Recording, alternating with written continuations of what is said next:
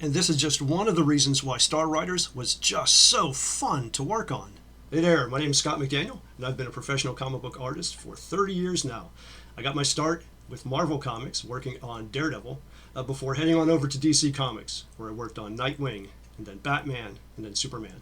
And those comics were a lot of fun. They were great fun. I loved my time on those characters and those books and the stories, but Star Riders is something completely different. Today I want to give you a secret behind-the-scenes look at the making of our soon-to-be-released Kickstarter project, the epic sci-fi comic book Star Riders. What made Star Riders so much fun is the new addition to the standard storytelling process that I've developed over the years of drawing comics. And so let's take a look at this page here. For example, it's issue number 1, page 9. The page is first composed in thumbnail. This is a very small drawing, literally about the size, vertical size of my thumb.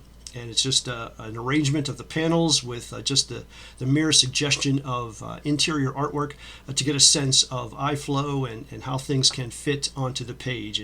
And once the composition is chosen, we move on to the sketch stage. And what that does is that takes the thumbnail and introduces much more detail, and we can start to see the beginnings of the chosen camera angles and the perspective.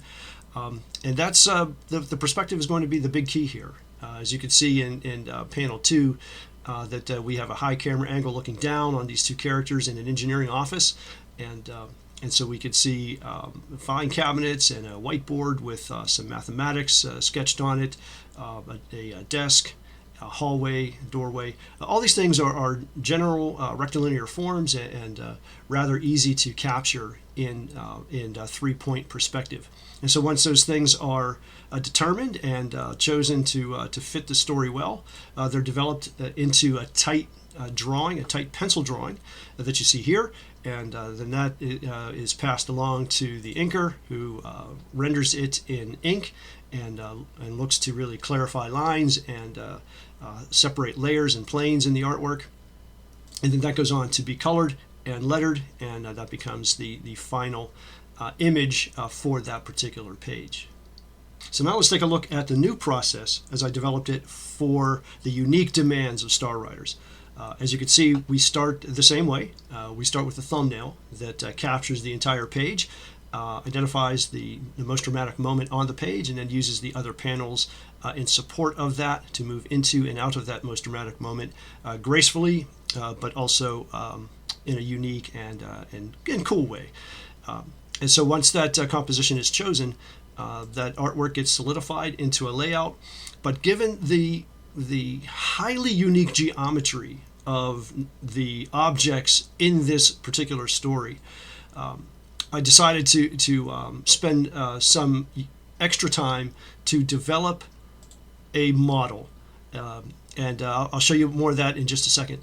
But here we see the model in its posed position that was required by the layout that I wanted to see.